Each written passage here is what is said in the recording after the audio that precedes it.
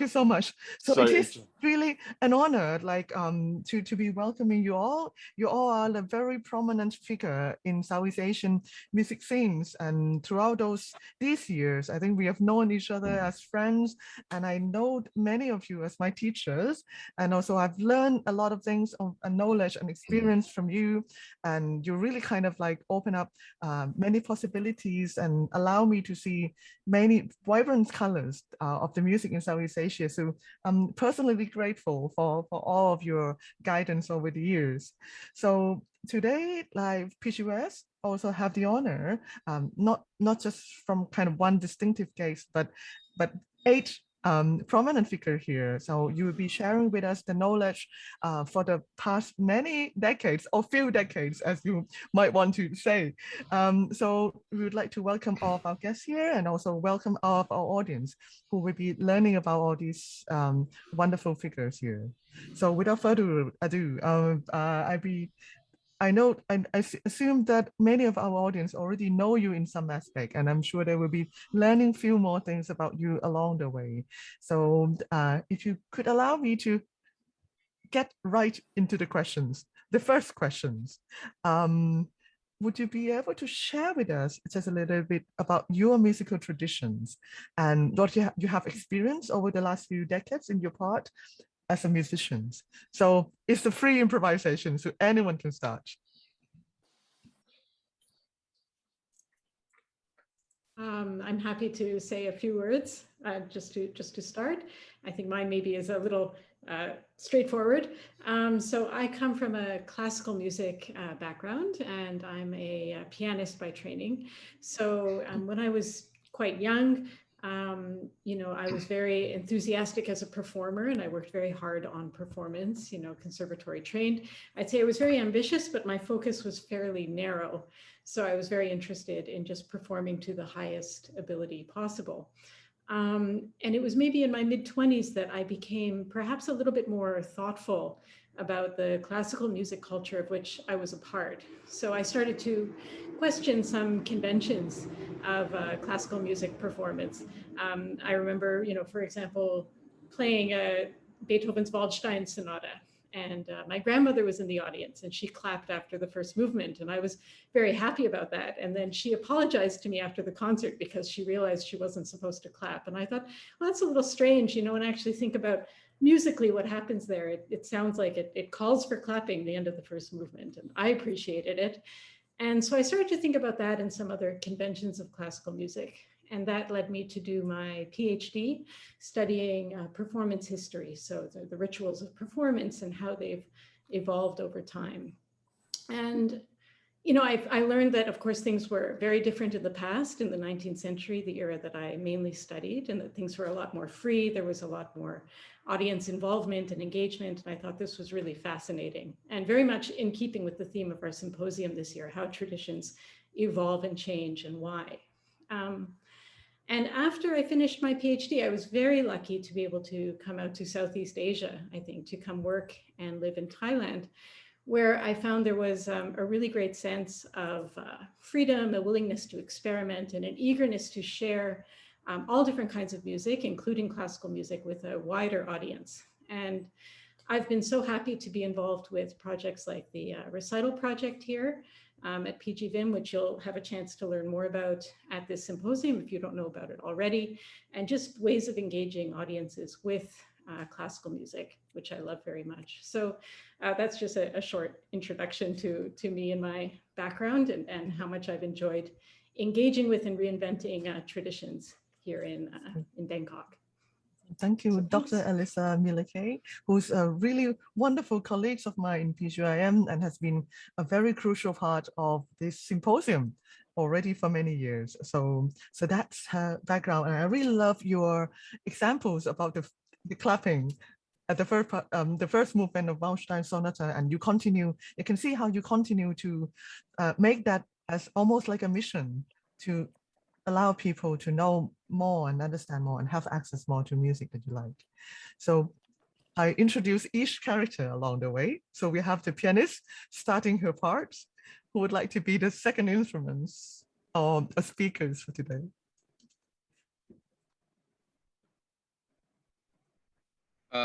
let me do it.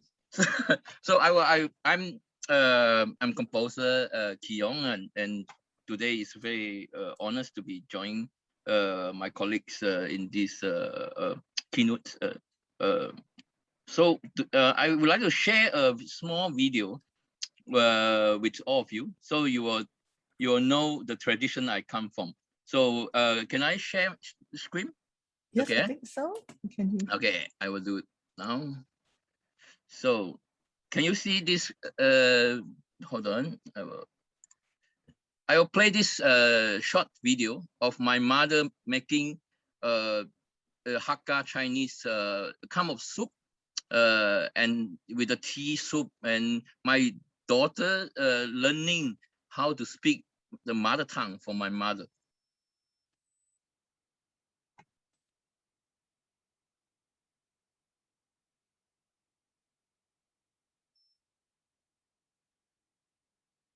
Might need a little sound. Yeah, Keong, we cannot hear the sound. Oh, hold on. I think I have to hold on. Yes, I will have to share sorry. say it again. Yeah, you have to share Sorry. audio.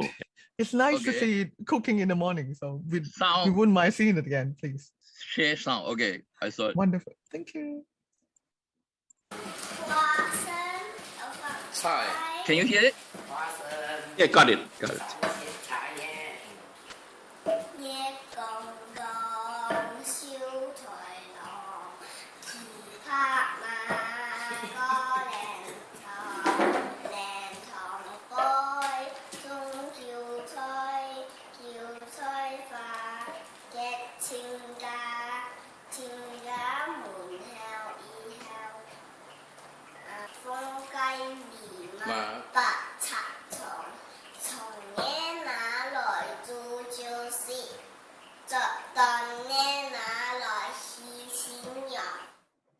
So this video actually is the very key elements I was searching through my study of music all the way from Asia, Europe, and back to Asia, because I try to see how the tradition changing through the different regions. So, for example, we have a lot of how to say, you travel around the world, you will see actually the more important tradition is at your home base. So my daughter was learning this Hakka speaking, I mean the mother tongue, not the Mandarin. And then this is a very like disappear language. There are no even written now in the education system, but we are practicing at home. And then all our music talking about the taste, right? The taste of your own mother tongue and diversity. And all this is not very integrate in our music education. Even I go to China, the people say you have to speak perfect Mandarin to teach your student. But when you have many multi races in society, every music was present a different kind of taste. But you are all asked them to do the same taste. That means it's a mainstream teaching education. Actually, it's a destroy many beautiful of the music heritage. So what I'm looking into my music study throughout my past maybe 20 years or 30 years, I think I'm very old-fashioned. I'm looking for the original taste, how it's changing through the young generation. So if your mother tongue was lost, then you don't talk about the heritage traditions, because whatever you rebuild it is built by a kind of illusion. The illusion is in the YouTube or whatever museum, but not in your real living environment. So that's why I think the traditions and the transition in the topic of today is very important. We have to highlight the traditions value, and then during this in transition, we have to make it more open-minded. So that means you cannot make it as a standard type of certain kind of system. So for example, when I teach in China, they all ask me to speak perfect Mandarin to the student, because then they can understand what you deliver. but actually it's not, because as an artist, we have a different kind of accent in when you speak. Even different type of music have different kind of sense. We're talking about Balinese music, we take out Javanese music and Chinese music or Thai music. They have all different kind of sounding and taste, or rasa in Malay. So I think this is a very important topic about to go back to the roots of your traditions. I mean, especially the foods, languages, and maybe the custom. So this is what the past 10 years I'm working on that. And I think so we heard now from Kiyong, Dr. Kiyong Shong. He's an executive producer, artistic director of SMCC Sound Bridge, the Contemporary Music Festival, director of Studio C and Ensemble Studio C, and also many prominent positions. And I would dare say, from the thinking that he's just expressed to you, I think he put in his CV that he's one of Malaysia's, I would actually proud to say, world's leading contemporary music composer No. with unique style in blending all these spirits. And I really like what he took about the tests, the stories, and all these mother tongue together with your music. And I think this is really wonderful. And I'm really glad that he's not only bringing yourself to join us today, but also your mother and your daughter. Yes. So this is kind of like showing that there are traditions around us. It's not just like us, one artist representing the world. So thank you very much for such wonderful videos. Thank you. But I want to add one thing, because my mother never heard about what I compose, but he know I'm writing some music. But I always using her voice as resources. So I make recording of her voice and then put into my music. So I think this kind of family tradition, because my maternal grandfather is a Hakka storyteller, and he traveled from village to village. So I think I get the same heritage from my grandfather. So I would like to tell the story, but the story have a certain kind of resources is come from our daily life. So that is a kind of, even my technique is a very contemporary writing, but I think the core the elements actually is very traditional for myself, but maybe the sounding is very contemporary, but the inner power actually is come from tradition. Thank you. Thank you. So it's not just polishing outside, but it's the core with it, that really coming from daily life and the voice, the narrative that you hear every day. So that's beautiful. Thank you. Anyone, would you like to respond to? Yes, Ajaran Anand. ขอบพระคุณค่ะ. Probably I grabbed the last note from Kiyong Chong and the video that he shared with us from his mother to his daughter remind me of my childhood. So actually when Anotai sent me the question, I thought, which tradition do I really belong to, and how can I really answer to her question about what I experienced over the last few decades.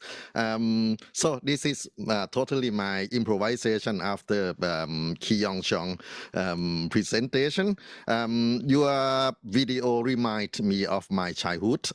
I was grow up in this very peaceful land of Bang Yi Khan. Actually, it's just few yards from Princess Kalayani Watana Institute of Music. And during this pandemic time, we cannot really even walk to the school to say hello to Anotai. But anyway, I think about my grandmother immediately after seeing your daughter singing, in her kitchen. My mother, my grandmother actually is the one who raised me up when I was young. Our family was so poor, and we have so many children. So all of my sister belong to father and mother caring. So I, as the oldest, my mother always take me everywhere, include the Yike state. I named this kind of folk theater. It's a popular folk theater. Yike is comparable to Satpuai, maybe in Myanmar tradition, or the Kunchu. In folk kunchu in Chinese tradition, but Yike is more than that because it's link people from different economics background, different political background, different even religious background, and they can share their happiness and their imagination in front of the Yike stage. And my grandmother was we can call in this day like otaku, the devotees, the really a fandom of Yike theater, and she was a vegetable seller.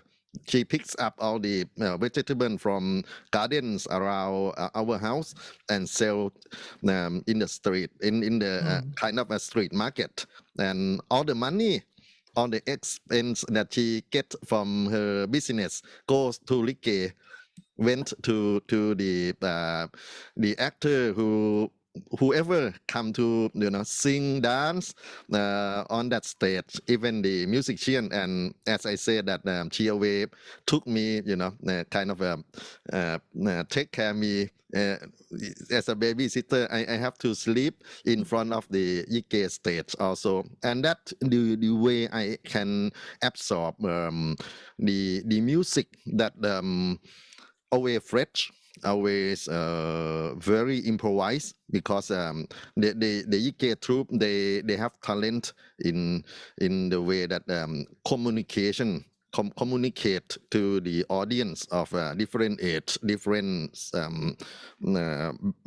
background, and probably I tell you more about Yike that it's a very inclusive art of performance.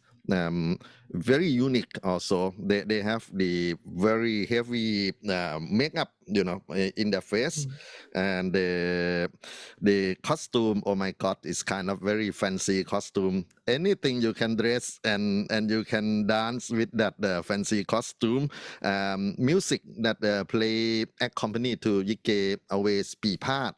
It's a combination of xylophone, gongs, oboe, drum, and probably sometimes you can add the drum set, saxophone, keyboard, and so on, and even the karaoke to Yike. It's very flexible music, and the way to communicate is an art of speech. They invent a kind of Ghibli language to the performance, and they can improvise, even the play around with words, and audience just very happy, laughing with their words, sometimes crying with no reason. And my grandmother always tip them, award them with a real money, put into form of Phuong Malai, which is like a flower bouquet, yeah, a garland. And sometimes she prepare a food, from home, and carry to the Yike stage, behind the stage, where all the artists have to do makeup and dress, and then she offer them food for free. Is kind of a contribution. So what I if Anothai asks how I map my music tradition, probably the way I grow from follow my grandmother to Yike state, I can absorb so many things. The art of performance, the art of dancing with so unimaginable.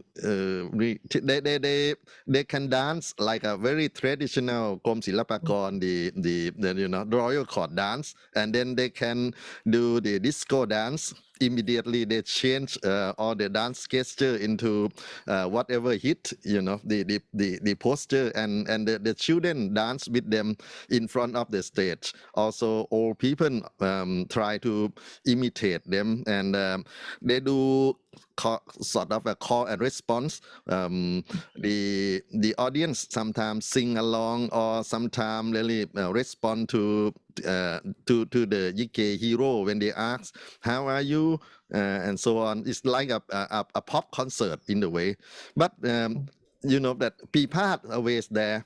So this is brought my love to the ranat, to the xylophone, to the gongs, to the drum, and it's all inclusive because you cannot really focus with one instrument. They have to be together.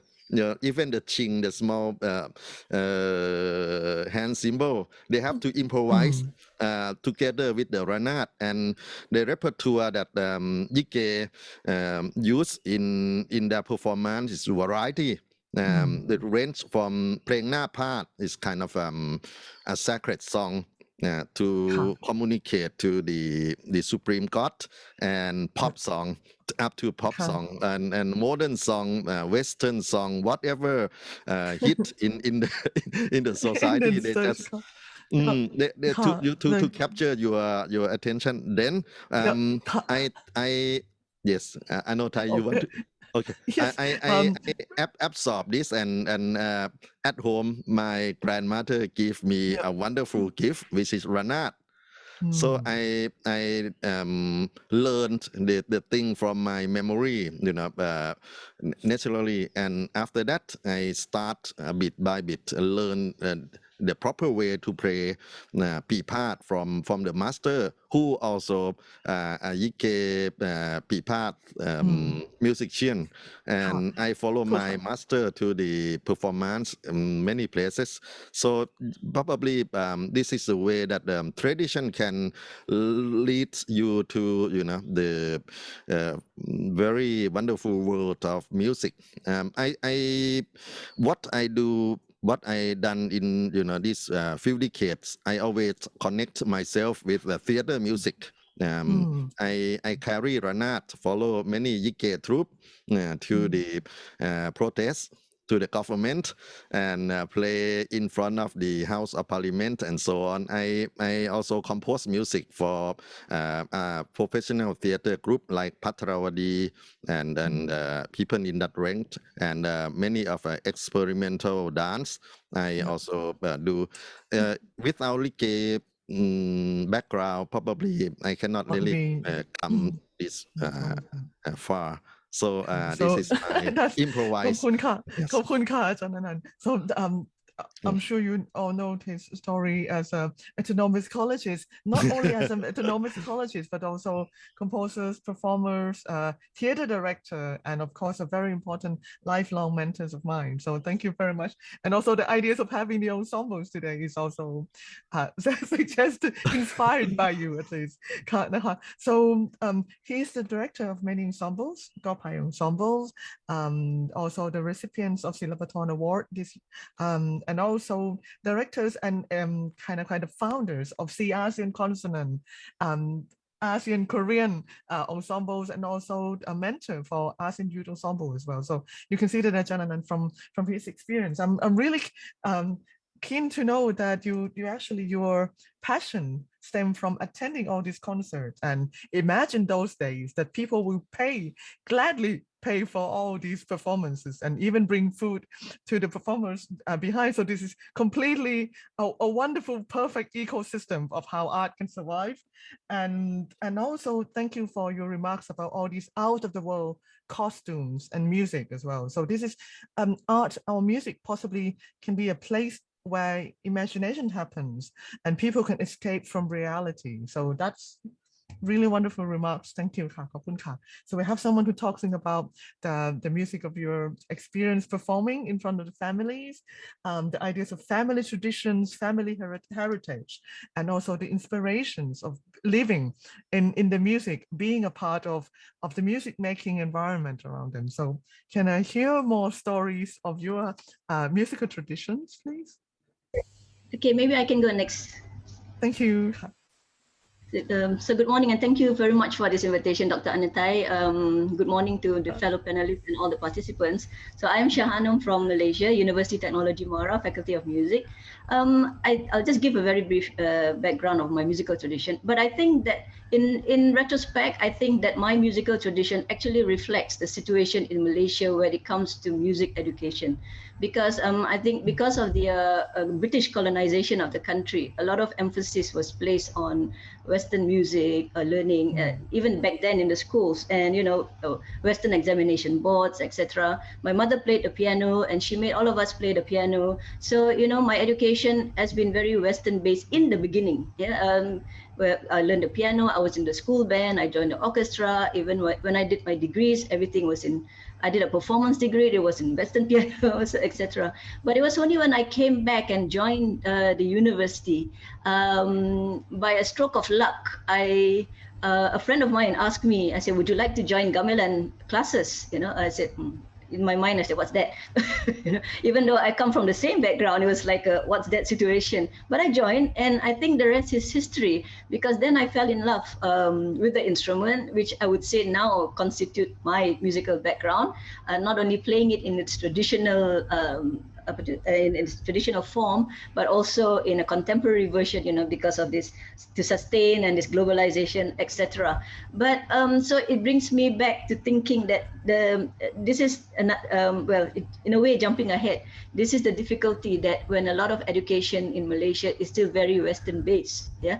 So and then the traditional music to a certain extent is very much sidelined also, because there was never a phase where it was important. It was like it was jumping from Western music to popular music now. So that that middle ground to traditional music, to a certain extent, got lost. So this is a big challenge for us to try to bring it back and to try to reinforce it in the schools, etc. So the situation is getting better. But as I said, so I can if I were to reflect my music tradition, it kind of reflects the situation in Malaysia, especially in the urban areas. Yeah, especially in the urban areas where a lot of focus is on Western music traditions, and especially now because of social media and exposure to Western popular music or K-pop also, of course. Yeah.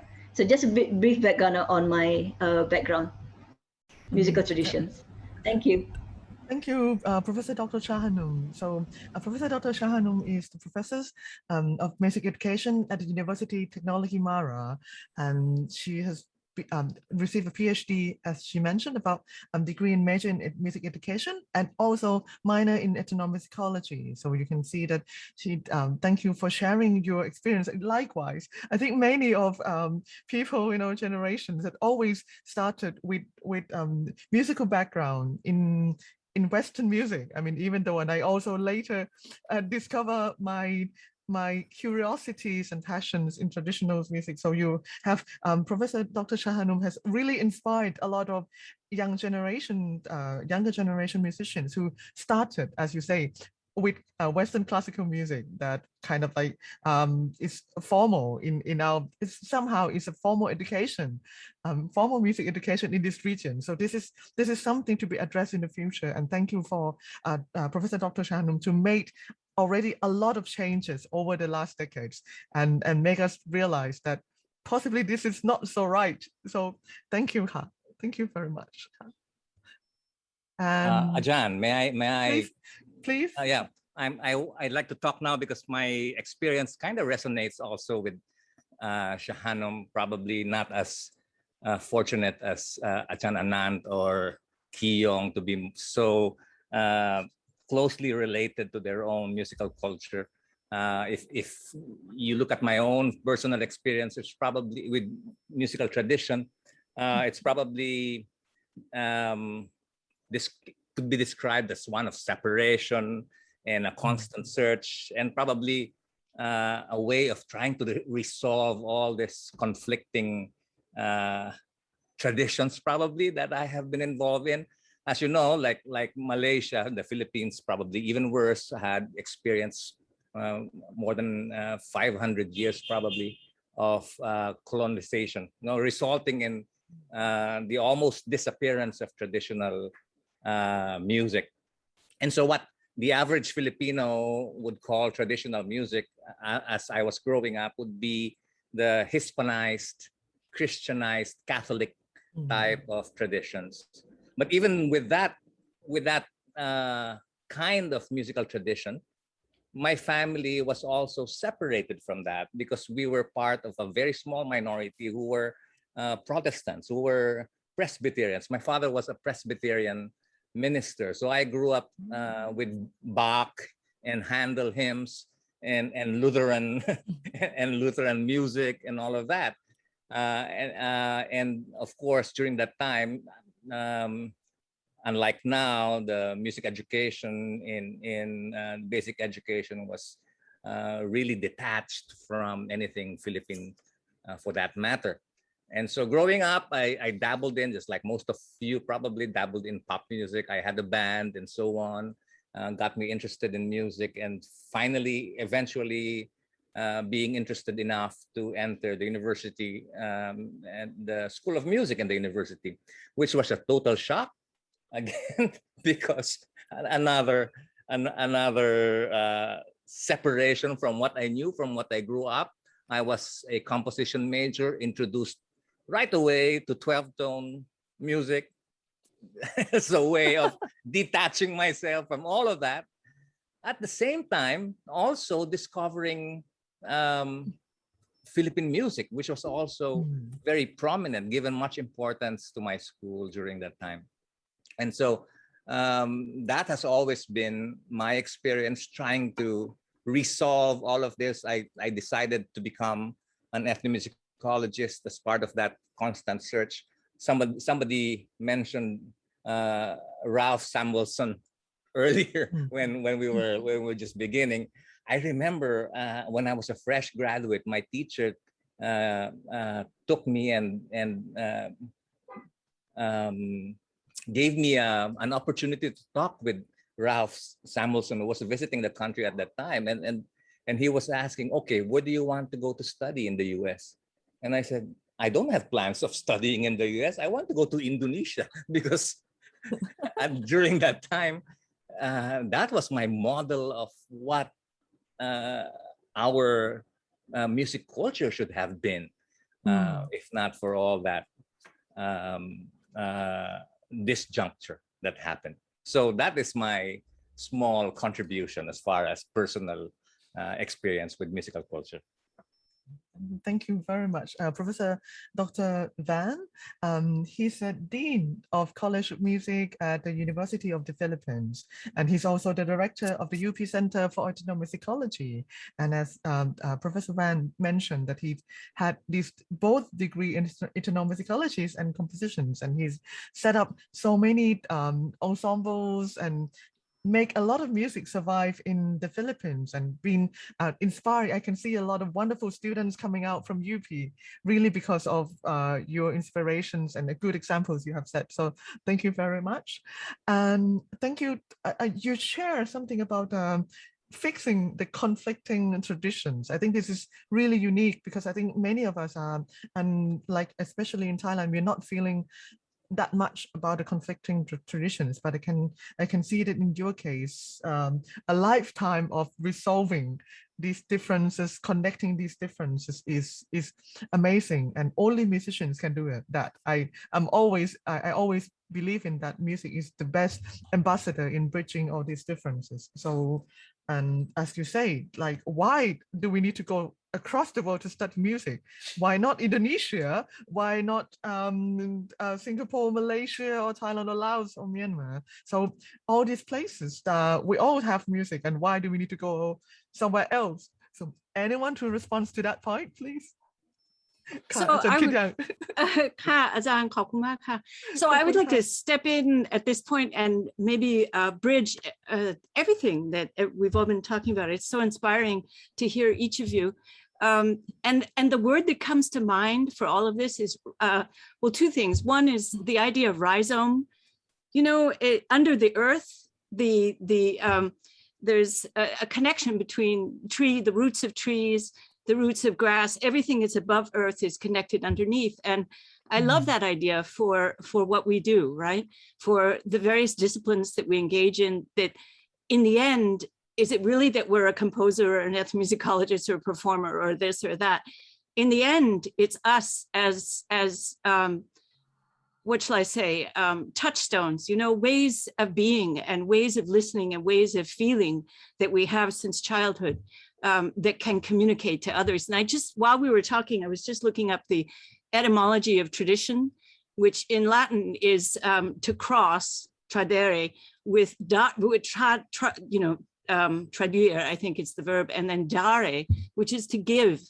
So to be able to cross and to be able to give and to be able to support. So from that, I would like to segue into a kind of parallel ear existence in my life, which was being trained as a pianist from the time I was 4, but playing the piano from the time I was 2, and coming to the instrument in terms of sound, right? And singing, and the idea of finding joy in this amazing machine, really, but this amazing transfer, ability to transfer joy from these sounds as a child, and then being surrounded by all sorts of sounds that weren't necessarily the ones that teachers were giving you, right? As a child trained in piano playing in Western style, but then also having that ability as a child to compose your own music, to improvise your own music, and to be so enthralled with that. I mean, I think that's so important for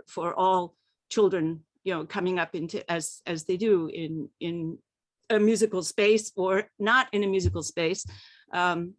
But feeling confident in what they do. So in my circumstance, I lived in Thailand, in Bangkok as a child. And so the music that I was being taught on the piano was contemporary classical music, contemporary / classical music, Bartók, Kabalevsky. And that was very exciting, but also Bach, and then at the same time, when my parents would take me to various events all over Thailand, we listened to Mawlam, to the Can from northeastern Thailand, from Beep. We would go to these. My father was ambassador to Thailand from America, so we would be invited to all these royal functions and to listen to Bipat and Mahori and all of that as an 8-year-old, as a 7-year-old, and then this conflict between what the adults were saying, but this music is not important. The Thai art is very important, and very, Buddhist art and Buddhism is very important, but the music is, you don't have to listen to it, it's not really important. So that was already, it was what Vern was talking about, that crushing lack of interest, right, by the people in power, by the dominating force, the dominating opinion that surrounds you as a child. And I found that conundrum, that difficulty to stay, it's still with me all the time. And so navigating as an adult, being a pianist, but then going back to Thailand for a year to study at Silapakon, Ranat and Sao, and then learning to sing and working with Kuning Paitun. And what this experience, when I would come back to America, my conservatory friends couldn't care less. They weren't interested. They did not care about the music. They didn't want to hear my anecdotes of living in Thailand and meeting Thai musicians and sitting at the feet of masters, real masters of instruments that I wasn't able to do in the States, right? So what is that we can do, right? With this idea of rhizomic listening, where we don't break down jazz, we don't break down classical music, where the tradition is the idea of gift, is the idea of sharing our gifts and sharing our ability to create more in that gifting of ourselves and the authenticity to move, right? Exactly as you're doing tonight, Ajahn Anutai. And I just think the more we talk about this, the more we promote this kind of universalism, this kind of cosmopolitanism in terms of, that we can all share in all of this, and that there is no stratification in listening. So I leave you with that. Wow, that's amazing, Ajahn Kit Young. So as you might know already, that from Professor Van saying that why aren't we go to Indonesia for study? So that's what Dr. Kit Young has done, that she has set up the Guitar Music Center in Myanmar, and it's a music school in Yangkung and Mandalay. She's also a founder and director of Lana Chamber Music Festival in Chiang Mai with her Thai colleagues. And as you can see, she's really an inspiring character. Sure, very, very much for Thai musicians. And of course, Ajahn Anand and many theater directors that I know all inspired by you, the way how you cross and give and share things with us over the years. So that's really remarkable. And thank you for pointing out that those stratifications, and we should, how urgent we need to stop this kind of distinction between different types of music, and whether one way of teaching, one way of pedagogy is right and the other is less meaningful. So that's amazing. Thank you so much, guys. And it's a big work. Yes, it is. And you've done wonderful works and continue to, I'm sure. So we will have with now, Ajahn Christoph, I'm gonna try to get Dr. Denny back in a second. So. Good morning, everybody. Good to see you all. Well, I bring it back actually again to Alyssa's start. Is I come from an area, the exurbs of a major city in Austria, rural upbringing, where tradition and identity is not discussed at all. And this is a sign that the tradition is extremely strong. The church choir, folk music is alive and well, and people celebrate it. Every village I've been in my neighborhood has at least one a wind band, marching band, and community orchestra or ensembles. So it's all fine. And also typical upper middle class upbringing. Everybody learns an instrument. It's just something you do. Parents dragged me to concerts. With 14, I started to like it. And so never ever occurred to me that this is something special or different than it happens around somewhere else. And that was still paired with a tradition that comes in my family, which is a huge sense of curiosity. That's why I'm sticking out and learning the bassoon and not like everybody else, the piano or the violin or something like, or the flute. Took me some time to convince my parents to let me study music, but then landing in Vienna, where tradition is again not discussed, because this is how you play this kind of music and there is no way of looking left and right. If you want to do that, study somewhere else. But there is also a huge sense of that all these other viewpoints are valid viewpoints. It's just this idea that you have to learn this strong tradition to know where you are coming from. And that's when I first started to think about that. Curiosity brought me to play a lot of contemporary music and to do real-time composition, free improvisation stuff. And curiosity brought me to Singapore, where first time figured that even within the orchestra I'm playing, that everybody has a different tradition and it has to be constantly negotiated. And it had first time became a topic in playing together with other musicians, what their viewpoint is on this music.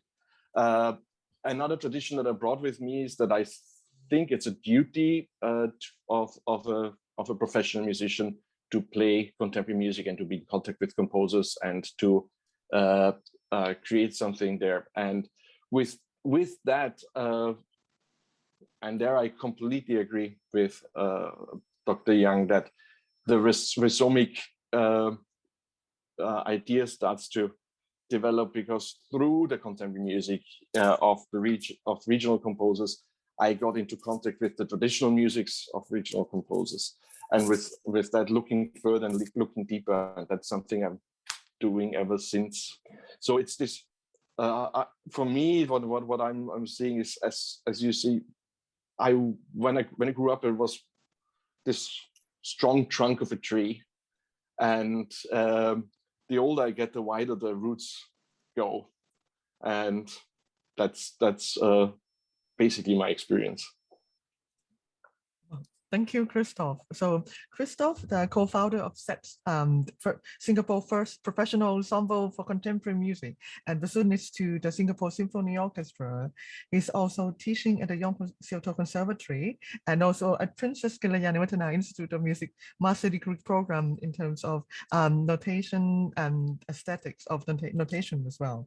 So he's been really a wonderful friends and teachers of mine, and introduced me to all this contemporary music world, and also you can see from his background all these graphic notations and the ways to interpret them and everything. So, and as Christoph mentioned earlier, so you also share that your music came from singing, like what Ajahn Kit Yang said earlier. So music is something that comes from your body, like a tree trunk in some way. And later on, you find ways to grow roots and grow branches and everything. And I really like your anecdote about the being in the orchestra is always a constant negotiate between cultures. And when people sitting in the orchestra, it's not always means that they're coming from the same traditions. We all have the different food that we eat at home, different grandmas, different daughters. So I think the traditions is really alive and strong there. And so thank you for bringing out that point that it's sharing, and it's a constant thing, not just fixing things in time. So now this leads to our final guest of this morning, Dr. Danny, the Dean of College of Music, Rangsit University. ขอบคุณค่ะ. Okay, so well, sorry, I lost my connection for a little bit there, but I'm back now. Well, my training has been in jazz and improvisation mostly. I spent my years studying in the States for a long time. I study. Well, I was high school, and from high school on, you know, so I spent about like 20 years in the States. So my training is all like been in like Western music, especially in jazz. The thing that changed my thinking is that, you know, jazz, we study about harmony and advanced harmony and how to interpret those harmonies, you know, with all the extensions and so on, you know. The thing that changed my way of thinking is that when I took composition lessons, and then my teacher asked me, you know, to write something based on folk music of Thailand, you know, and you know, I have no idea what that is. So that was kind of embarrassing, actually, you know, since, you know, I'm from Thailand. So I have to like go back and start listening to Thai classical music, traditional music, and you know, reading about the music itself, you know, and discover that, well, you know, there's a whole lot of improvisation in Thai music as well. So that got me started in looking at Thai traditional music, and then after that, you know, I start to be interested in writing music, you know, combining classical music, Thai traditional music, and jazz. So that's basically my you know, education. That's all.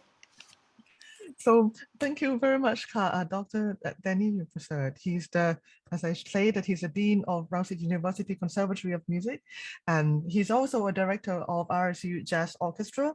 And to my ears and my eyes, he's a remarkable, really wonderful, remarkable jazz pianist and composer. I remember teaching one of his class and realized his worksheet for all these 4-part writing and contrapuntal teaching. It was like, this guy's genius.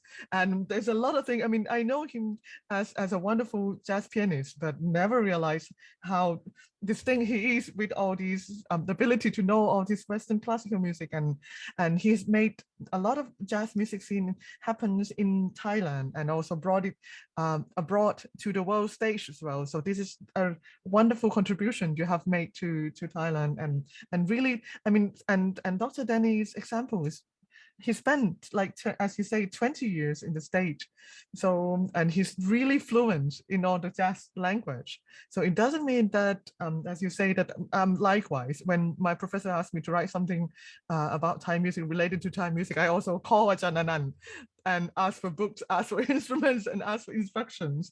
And I remember there was one phone call I tried to ask if Ajahn Anand can teach me musical instrument, like Thai musical instrument, and he said like, fine, go on and learn it yourself. It's good sometimes to misunderstood things as well. So that's I hope I quoted you right there. But in some way, this is a way that sometimes even though you're living in one place, but you can be so fluent in another language, and maybe the ideas of boundaries and geopolitical boundary is no longer there, and I'm sure from Dr. Denny that he's really kind of like the main guy in Thailand who introduced jazz, and he's has to go through a lot of challenge in making jazz scene and in Thailand blossom in the way that they are. So I'm gonna already push into the second questions. So if Dr. Denny, if you would like to share with us first, or anyone, so what were the challenges, the opportunities, and the vision you have for your musical traditions in which you are involved? It doesn't matter that it needs to be the motherland traditions anywhere, any tradition, music tradition that you were involved. We will have around 20 minutes for this round. So please, ค่ะ ขอบคุณค่ะ Okay, I will start then.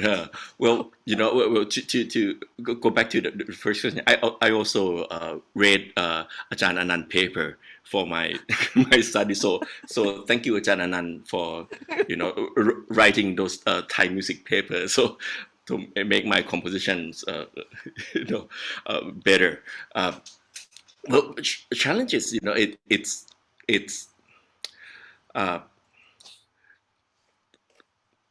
the thing that's I'm so happy with the jazz training in Thailand is that there's so many young, like, upcoming players that is like they are so good, very good, and I think sometimes when they well, me too, when we perform or when we write music, we get so caught up in the complexity of jazz, and like all this advanced harmony, and then and I think many times we forget the audience, and we play all this complex music, and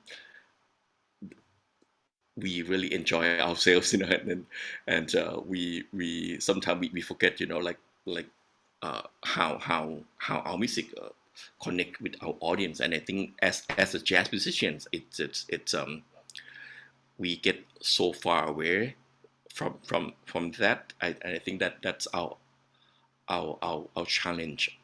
Well, at least in my field, to be able to go back and reconnect it with the audience. Have you encountered any particular opportunities or windows of possibilities that you never expect to happen in Thailand with the music you're doing? The opportunities, there's more opportunities, I guess nowadays, to showcase our music. Well, not this past year with the COVID, but I see many festivals, like jazz festival in Thailand, a whole lot of jazz festival, and the thing that make me a little bit worried also is that sometimes the word jazz is used in a commercial sense, and general audience might misinterpret what jazz is, because it's used as in a marketing sense, and so everything is jazz now. And I think that's the big problem here in Thailand, is that we need to educate the people about the kind of music that we're doing. Yeah. Okay. So it's not all that jazz, like something like that. Exactly. It stemmed from that, yeah. And yeah, in exactly. some ways, that doesn't mean that it's a bad music, you know. It's I mean, everything is all good music, you know. But sometimes I wish they call it just music festival, not jazz festival. You know, it's you know. Yeah. So That's there's it. yeah. So there's also distinction between. It's not that you are making segregation between different types of music, but it might be good, isn't it, to know a little bit about those music and respect those before using it in any other sense. It doesn't matter to have it commercialized. Sure. It's good that we can have like examples of Elige, as Ajahn said, that's completely Yes. commercialized, but at least we know what it is before kind of doing that. Sure, Yeah. sure. Yes, exactly.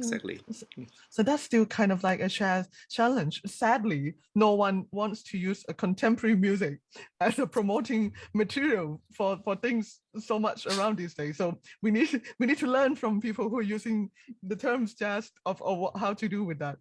Anyone to add about your challenges? Thank you, Dr. Rani. Anyone to add about the challenge, opportunities, or the vision, even the visions that you realized at the beginning and kind of like carried on over the years? I would like to share some of my experience as a composer throughout when I back from Europe to the Asia. I mean, what like Danny say, the music markets, they have certain kind of interest in certain composer and certain, because of the audience. They also expecting the music come from certain composer with the skin color or with a certain kind of expectation. So this is quite normal in the commercial world, but this also happen in a lot of music with the institution orchestra, and that also give a lot of challenge to the composer. Either you want to follow the mainstream, or you want to be a very unique to your own art vision. So I would like to share videos of my a little like 1 minute is also linked to the tradition I learned from my family. Go through this study of my own tradition. I put into a musical work, but this musical work is quite challenging because you have to bring the orchestra in the hall, not the normal setting. So you will see the challenge is not only the music language, and also the execution and how you make this possible. Also the musician, they're willing to try this challenge or not. So I will show you a short video of this work. Hold on. Share sound? I will try, okay. Thank you. They click the sound. Okay, this is a work for Chinese orchestra, and with a very complex of sitting. I hope it's playing. Yes. Yeah.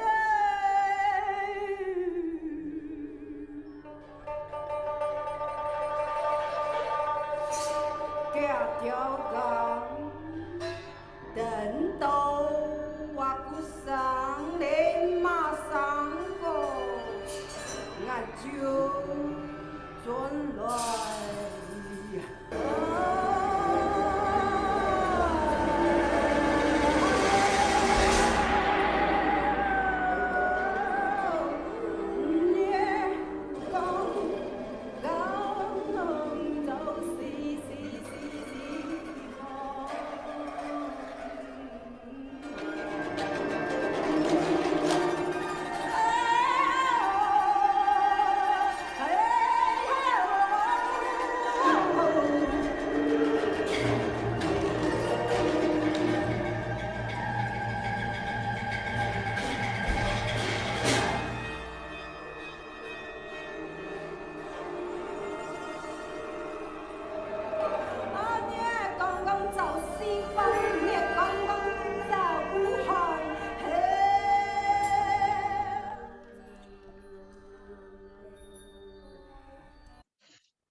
in this work, actually, it's quite challenging to break the orchestra in the hall. So that means they are surrounding the audience, and then the solists have to play two different instruments. One is the we call sanxuan or samisen in Japanese, and also the guzheng. So and also she have to sing, and also he have to speak Hakka. That means this player have to be certain kind of very multi-instrumentalist, like our tradition. And one master can play most of the instrument, like a storyteller. So this is quite challenging for a composer to look for the soloist have this capability, and then the orchestra willing to take this challenge to program into the concert hall, because you will break all this the fire alarm rules. Regulation. Yeah, the regulation actually is not allow a composer to do something there. I think this is quite a challenging to let the young generation to get more courage to program or compose certain things they are grew up from. For example, gamelans, you will never have a kind of state they can the Hanuman can jump around. They can jump from the stage to the audience. So that kind of thing is really not welcome in the concert hall music. So that is quite challenging in order to program certain composer work. And then those composers will getting to, because they get afraid, your music will never be performed in certain kind of music institution or orchestra. So then you write certain kind of popular, they say, like a pianist, when you play piano, you write, don't play inside of piano, because you are not allowed. My piano is a Steinway. You don't touch. Okay, then you cannot compose certain work, have a certain kind of wow imagination, because you want to try out all the possibility to make this instrument not sound like Western piano, maybe sound like John Cage did. So all these things is less and less possible. I think this is because of a certain kind of rules were set. So I think this rule actually also giving a lot of challenge to most of the creative artists. So you have to find your other platform out of the mainstream platform. So that is what I found as an institution. You encourage your student to go ahead, try your best to do the creativity. But in the same time, the many door is closed. They say, you better don't do that. You only can write 5 minutes, no more than 20 Always. minutes. Yeah, that is a rules we set a lot of regulation to how to limit the imagination or creativity of our young generation. Because the music can be a 3 hour, like Morton Feldman's, and all this is really open up a lot of imagination. So this challenge I found actually is certain restrictions in certain kind of mainstream power. So what we did actually is a quite how to say, private society in a way. Yeah, so it is. Right, like as myself as an organizer, I try to open up. You do whatever you can, and if we can afford to do that, then we do it. So that is what I found the challenging recently is not so friendly welcome to a creativity in music making. Yeah. So that as you say, it's more taboo that's tagged together with the institution, isn't it? In a way that we also, as an artist, like as you have done with the Soundbridge Festival, is to also create a parallel platform for things to also happen and encourage young generations to speak up and try their things once in a while. So that's two roles, not kind of upholding tradition, but also pushing forward traditions as well. So thank you. Kyo, and may I add? Yes. Please go because ahead. I want to add exactly to what we just heard and put this together with the challenges that I'm facing, and that is that I feel there is a lack of awareness that with everything we do, with every piece you guys write, with every performance we make, we are creating our own traditions. We become part of the traditions, and this is kids or somebody who hears this piece for the first time, whether it's a Western piece or an Asian piece, that will impress their idea of how it's supposed to sound like for the rest of their life. Like the first time you eat a certain dish and you like it, you're always looking for that flavor again.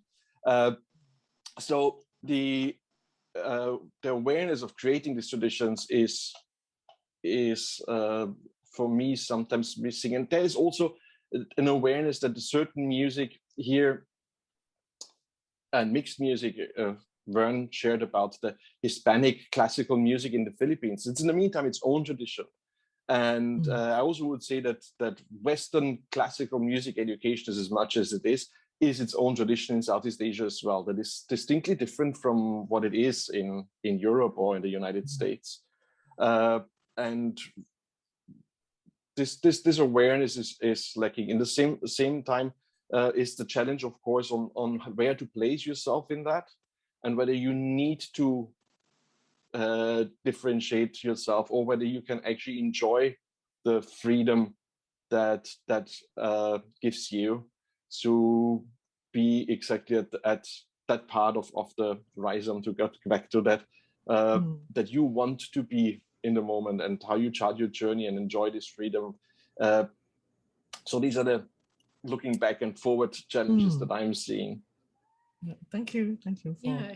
May I add to this point briefly? Just listening to this whole presentation, I'm thinking a lot about one thing that I get talked about a lot in North America, which is diversity in classical music. Everyone's talking about how to increase diversity, and I feel like the diversity is already there. It's very clear, from this presentation, that there's just so much vibrant, diverse traditions, people all over the world engaged in what we call classical music. I mean, I think the title is actually difficult, problematic, right? Classical music, I don't even really know what it means at this point.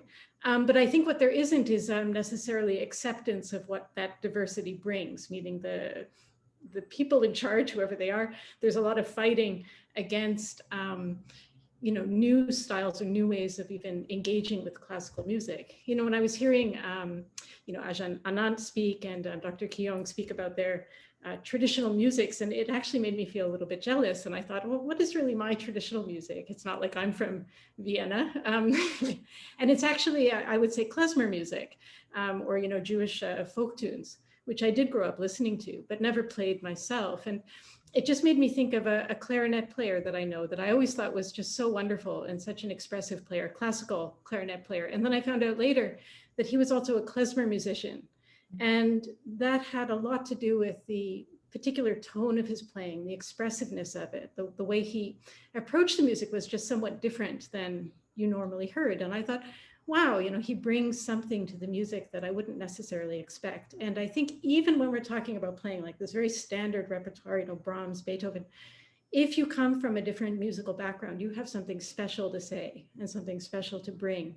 And that's true, if your background is in Thai music or klezmer music or whatever. And again, I come back to this idea that I really think Dr. Kit Yong said so beautifully, that there's a connection between it all. And that when we can find that and express that, it's very enriching of all musical styles. And so we really need to open up, when we talk about challenges for classical music, you could talk for hours about that. But one thing we really need is to be, I think, more open to different ways of engaging with repertoire. Even, I guess, as I said, very like standard canonic repertoire. So that's a challenge I think we can address. And I think as this group is proving, and as the symposium as a whole proves, that we are addressing. Oh, Probably I add to this experience. Actually, having grow up with the Likke and the Lakhon Khon tradition, I mean the folk theater environment, I went to the Conservatoire of Thai Music.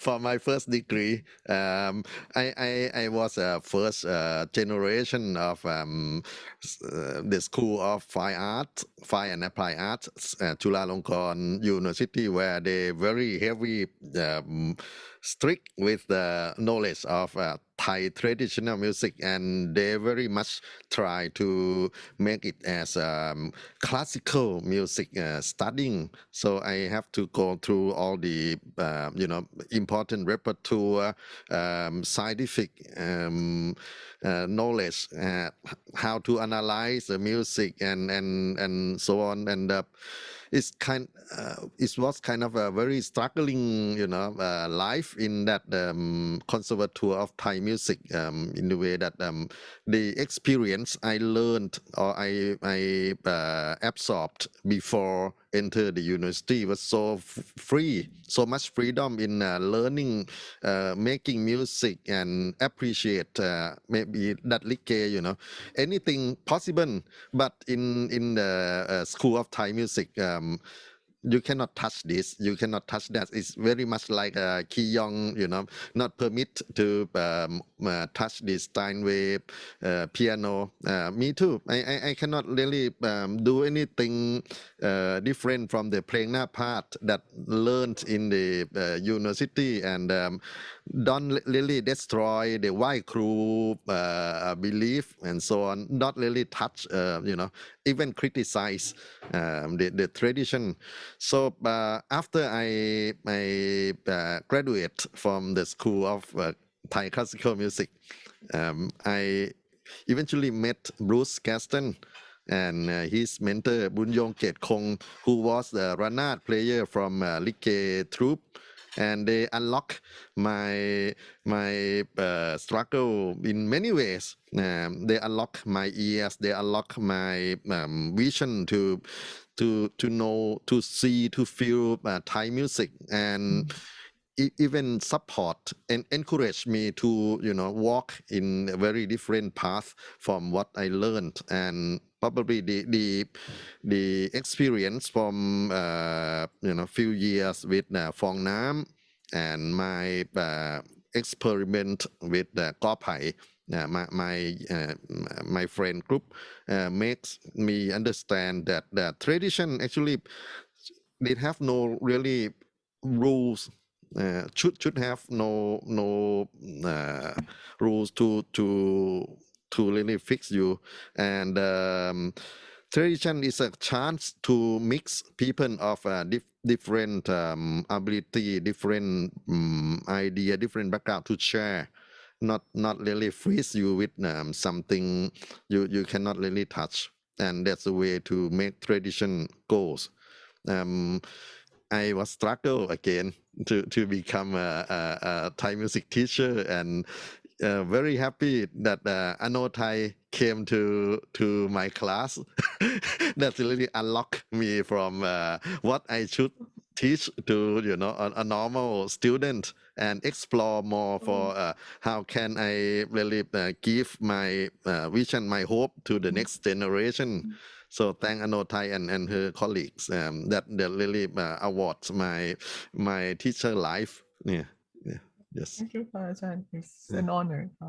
Yeah, Ajahn and Anotai, in contrast to the experience of Anant, my experience with the university was, for me, liberating and enlightening. And if not for the university, I wouldn't have encountered all these musical universes.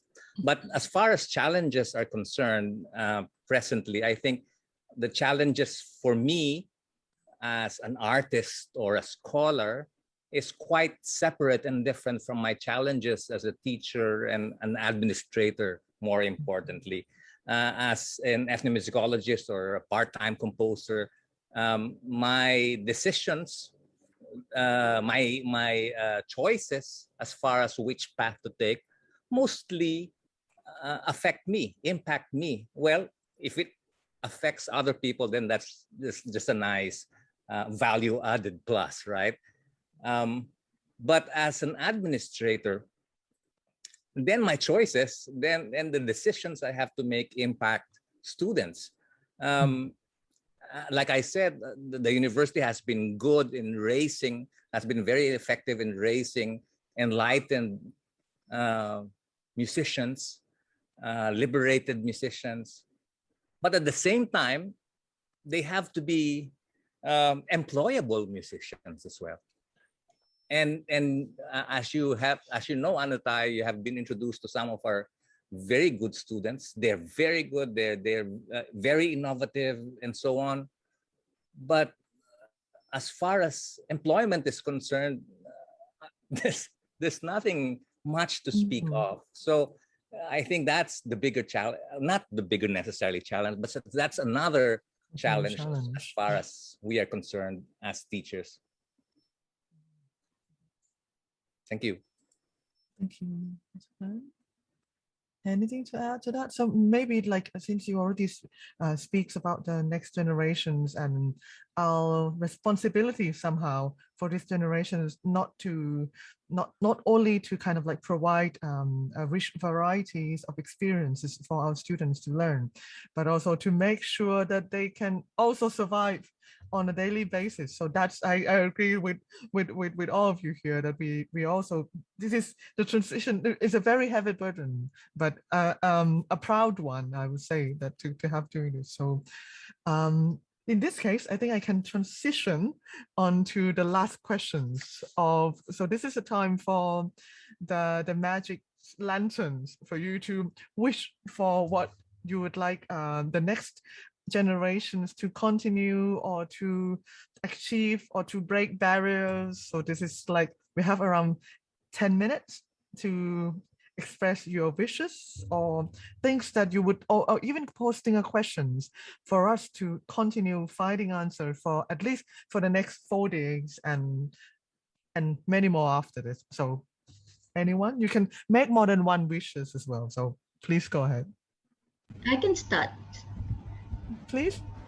Okay, just in line with that, before I go on to my wish list, just to mention that from a music education perspective, I guess one of the challenges that I face is creating that infrastructure for music sustainability, you know, irrespective whether it's from the aspect of the instruments or the buildings, teaching and learning, creating new compositions, getting the community. So in relation to that, that is my vision, to continue passing and improving the transmission to younger generations, to the next generation, to the younger generation. Sorry, yeah. So you know, like how to build programs which, on the one hand, can maintain that sort of like apprenticeship system where we are teaching the traditional techniques of playing, etc.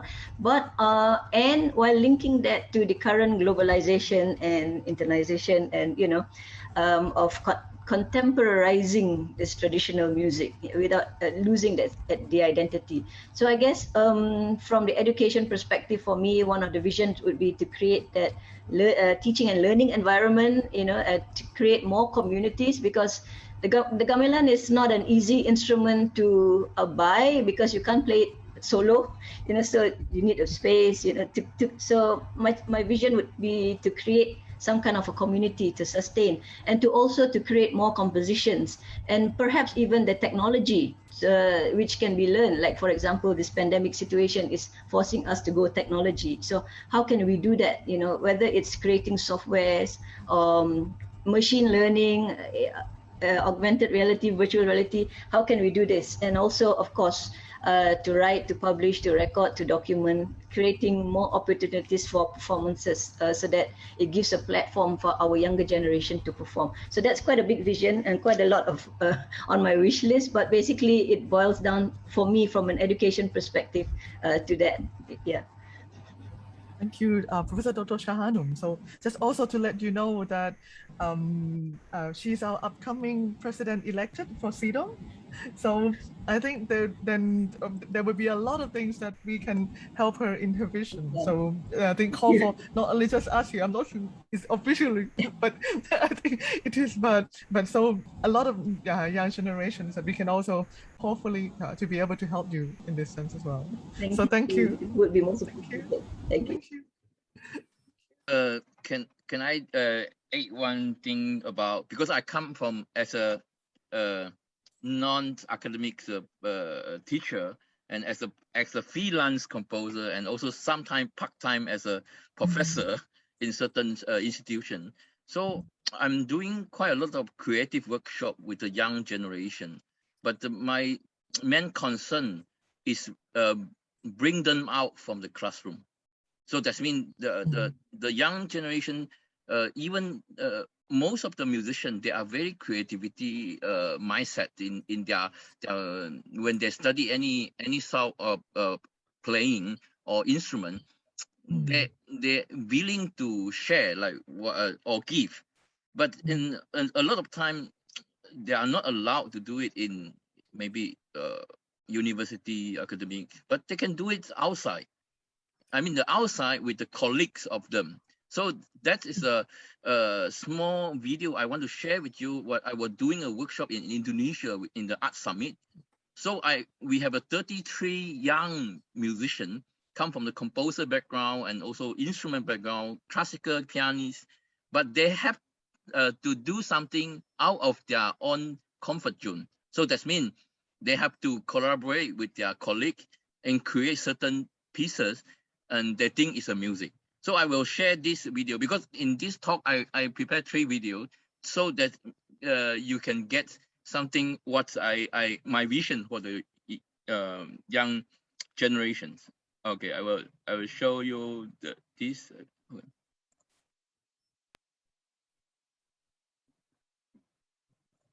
Okay, this is a video. Sorry, it's not this one.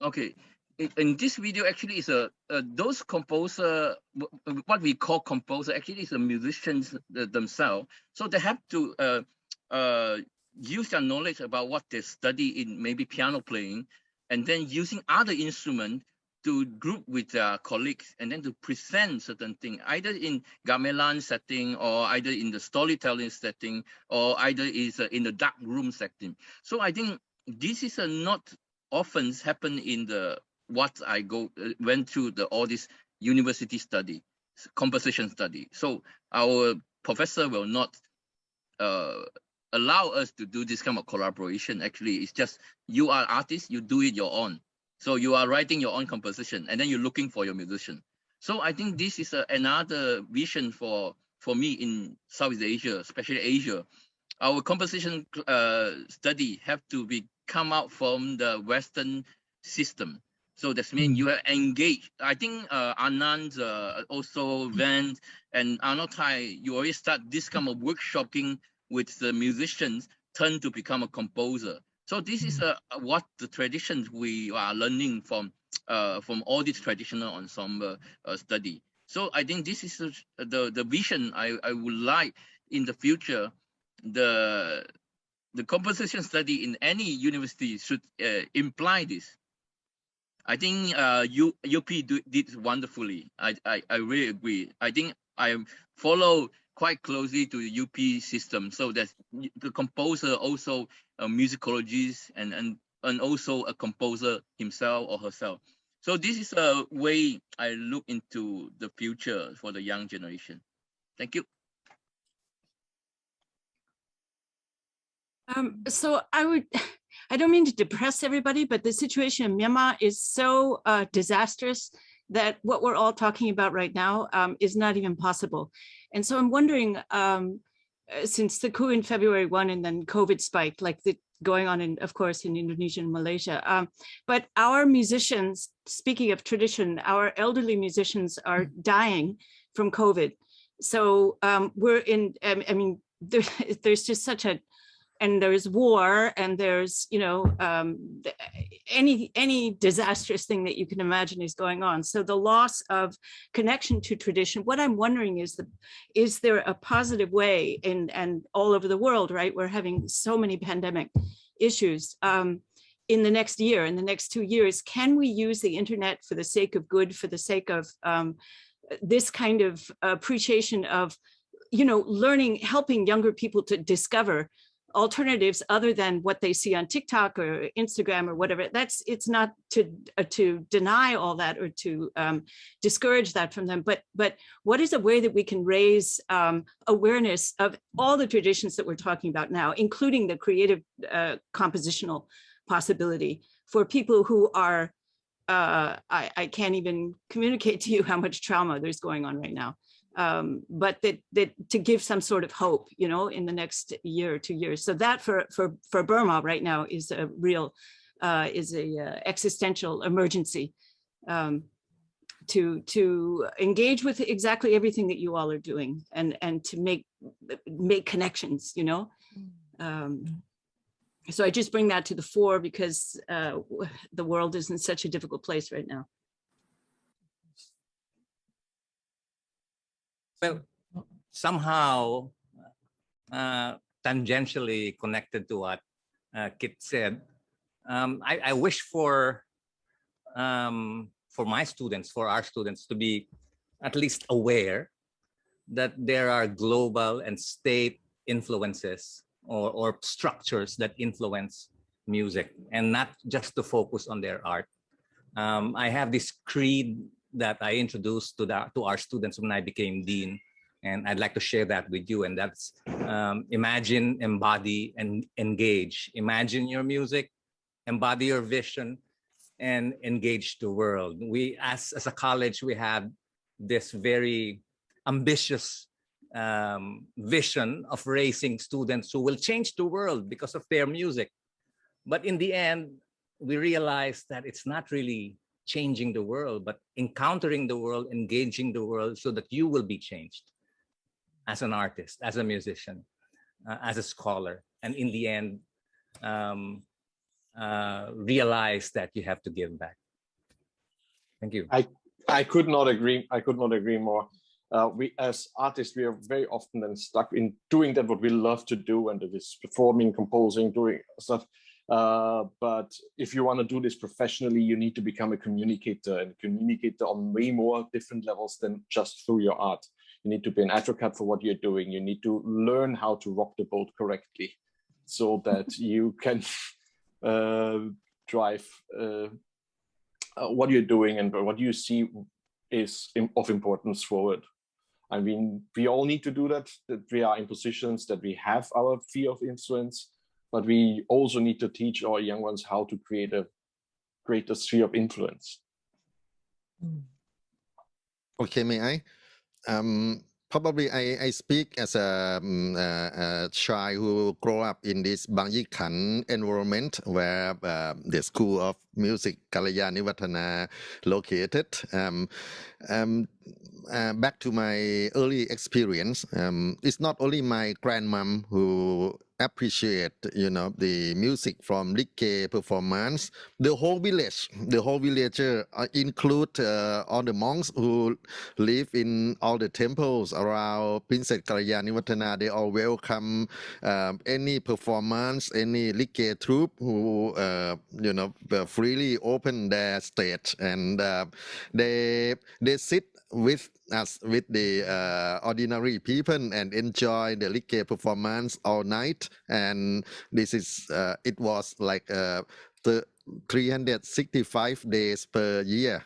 Every night they really enjoy seeing all the improvisation theater, and they laugh with us. What I want to put in my wish is we need audience, open-minded audience, like people of Bang Yi Khan community in the past, who really open their heart to anything, challenge through the tradition, and they enjoy the taste of new food that cook for them each night, and they were inspiration for the adventure of a Likke troupe. They're really happy, to visit Bang Yi Khan area and perform in front of ordinary audience, and we were reward of their journey in some way, and their performance, their work that always breaks the rules, because the Likke is always improvisation, become part of our daily life and our happiness, that we cannot fight really from our government. We can really fight from our social system, that really we struggle from economic politics, but they give us more a space that we can dream together, the villager, the people who live in the Bang Yi Khan area. So I wish the audience, the new generation of audience can have this kind of feeling with my grandmom and the villagers. Thanks.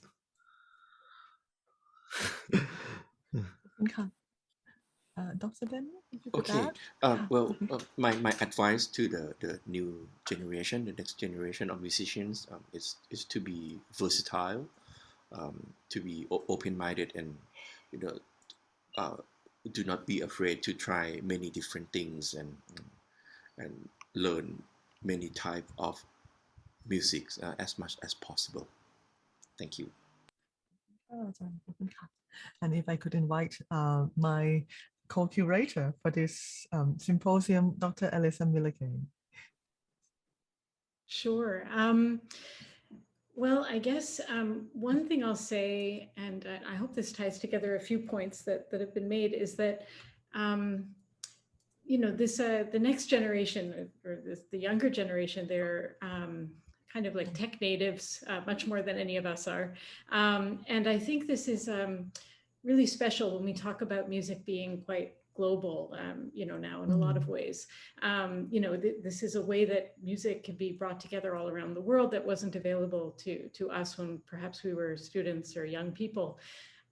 So I really will delight in seeing what the next generation can do with that, and combine that with live performance, which I think all musicians, or at least everyone I know, really values. And there's this wonderful combination there with the online, which is extremely global, and then live performance, which is extremely local, right? Which is like just in the here and the now.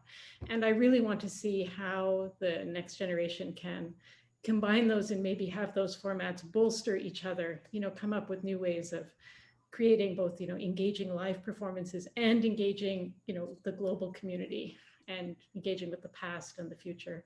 So this is what I hope to see from the next generation. And I also really look forward to being surprised, because I think part of the fun, of course, is we can't predict what the next generation is going to do. And I look forward to being surprised and delighted by what you all in the audience today come up with. So thank you. Okay, so thank you very much. Thank you, Dr. Elisa. So there are a lot of things that you have accomplished. Thank you for all the inspirations you have gave me and a lot of people in the music scenes today in Southeast Asia and around the world with what you have done. So I think on behalf of them, I would like to thank you all for all your wonderful contributions. And looking forward also to a lot of things you will continue to make, a lot of questions you will be continue to post, and a lot of hope you will be giving a new generations of musicians in the future. And also to thanks to some of our keynote speakers, Alex, Professor Yona Bass, and also like our Dean, Dr. Komsan, and many friends who are here together with us also as an attendee, but we're hoping that in the coming days, you'll be joining us also as a speakers, panelists and everything. So thank you all for giving your time today to be in the ensemble keynotes and have yourself presence for the last 90 minutes. Thank you, Kuyong, for a musical breaks in between. So thank you. That's a really wonderful examples and everything. So thank you, Dr. Elisa, Professor Dr. Kuyong, Dr. Kit Yang, Ajahn Ananda, Kong Christoph Richard, Dr. Danny, Professor Dr. Shahanum, and Professor Dr. Van de la Pena. So it's been such an honor to be joining with you today. So thank you very, very much again from PGUS 2021. Thank you, and stay with us for the coming sessions whenever, and please feel free to raise questions, making comments and everything. I think your comments will be highly valuable from us. Thank you. Thank you so much. Thank you. Thank you very much. Great to be part of you all. Thank you. Thank you. Thank you. Thank you so much. Congratulations. Congratulations. Yes. Thank you. We'll see you more in the coming days. Okay, see you. Thank you. See you. So for those of you who are still with us, I'm gonna do a quick tour with you. You can, if some of you already familiar with what's happening in our symposium, please go and take some coffee, grab a glass of water. But if you'd like to know more, just a little bit about what will happen in the next coming few days, so stay for another 5 minutes and I will walk you through just a little bit.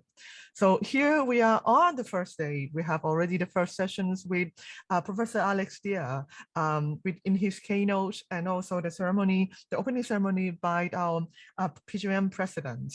And now the session that has just ended is the ensemble keynotes by wonderful guests that we have just had today. So the next part, the part we are doing now is the navigating your way in PGIS. So again, formal welcome from the team and the curators and the team from PGIM. There's so many people behind making this possible. So thanks to them of making this possible at all, and especially in this such difficult and dangerous time. So thanks to the team as well. And then after this, you'll be directed to another keynote session by Dr. Jonathan Day. And then in the afternoon, we will reconvene again at around 2 o'clock, and we will have 2 parallel sessions between one of the PGM, a former student, but who's now studying in Iceland, who will come together with some of his friends and his professors and presenting the talk, which is called We All Come From Somewhere Else. And then in parallel to that, we will also have another 6 paper presentations by PGM postgraduate program. And later on in the evening, we'll have the MOU signing between PGM and MVV in Vienna, which you are also welcome to witness the ceremony. And also in the evening, if you can also stay for the performance, which will also be live on Facebook and YouTube. It's a recital redefined migrations to the online platform in the pandemic era by PGM students. And on Tuesday, we start early. We start at 9, and we will see again some of our wonderful guests today. We will have Dr. Sean Ki-yong together with us, also with Dr. Alex Deer and Dr. Yona Bass as well, who's been part of the kind of gathering this morning. And you can also hear how the new artistic direction in Southeast Asian music has been.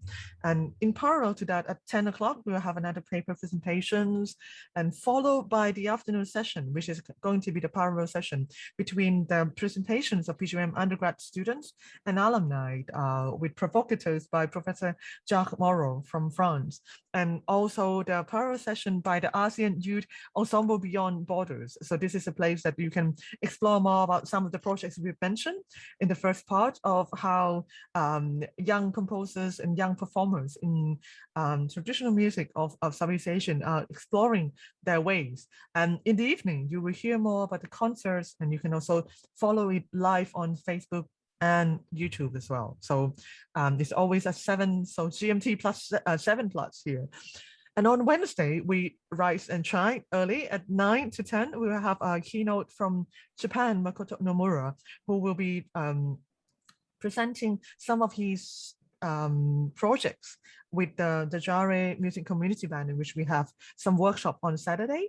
And also in parallel to that, we have another like 5 paper sessions that kind of like happening in parallel. Some paper from Yonsei Conservatory of Music from UP, and also some from our master degree program.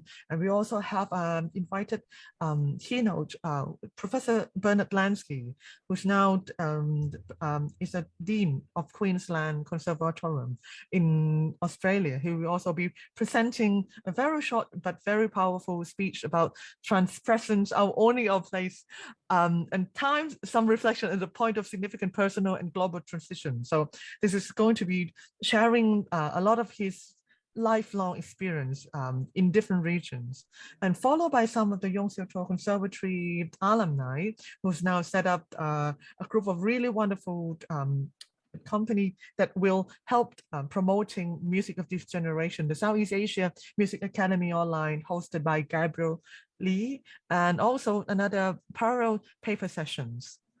So that's for the morning, but in the afternoon, stay tuned also for the Sibelius Academy Doctoral School program, led by Professor Michael Cano, who's coming not only by herself, but also another 3 doctoral students who will be presenting the idea about empathy in musical performance and also interface in contemporary art music. So that's from 2 to 5 o'clock on Wednesday.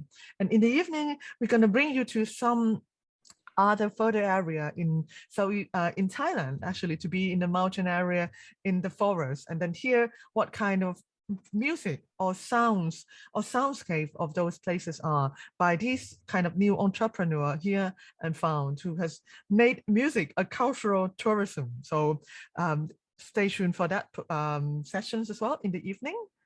And then on Thursday, we will have like 2 parallel paper presentations in the morning with many presenters, with 10 presenters, and also followed by the sessions from Royal Conservatory of The Hague, with like 4 or 5 more of their colleagues, with Dr. Paul Crennan and Dr. Catherine Koch, the head of the postgraduate program there. And then in the afternoon, very special one as well. We will have panel discussion leading to a film premiere by Dr. Sean David, and he will be inviting a lot of wonderful, wonderful guru and teachers and mentors from UP, from the Philippines, to share, as Professor Van mentioned earlier, about a lot of stories, how to bridge all these differences in the Philippines and the music of Southeast Asia. So that's for Thursday evening. And then that's not all. We still have these mornings. So the Monday morning is more about our generations talking about what happened. But on Friday, you're going to hear more about people who are in their 30 or less than 30 talking about what they wanted to do in their life, or what kind of challenges they're facing, possibility they have created. So that's for the morning on Monday, on Friday at 9 o'clock. And the paper presentations also at 9. And then the transcultural technology. So we have invited some of our panelists from other disciplines. So these are the people from Google, from TikTok. Those are the people who are working with technology, programmers, physicists, who've seen music from another perspective and how they would like music to proceed in the future. And then we finish with the performance, the origin and destination, the transitory phase. You hear a lot more of music, contemporary music, traditional music, new pieces that are made, classical music as well. So let's see. So this is kind of like musical dialogue to what we just had just now. And if you felt that the virtual kind of like the Zoom space is not enough, the former students and the students of PGM has helped us to create this PGWS virtual space on Topia. They'll be putting in, look out for the link in our website. So this is a place where you can grab your coffee, hang out, speak to each other, explore the sonic sound space within the garden. So if you're really fed up with Zoom, go and try and ventures in all this wilderness of sound. So that's it for now. That's Traditions in Transition from Princess Kalyanatina Institute of Music International Symposium 2021. So we hope that you will enjoy your next coming days with us. Thank you very much. And please find a link to the next sessions in the chat here. Thank you.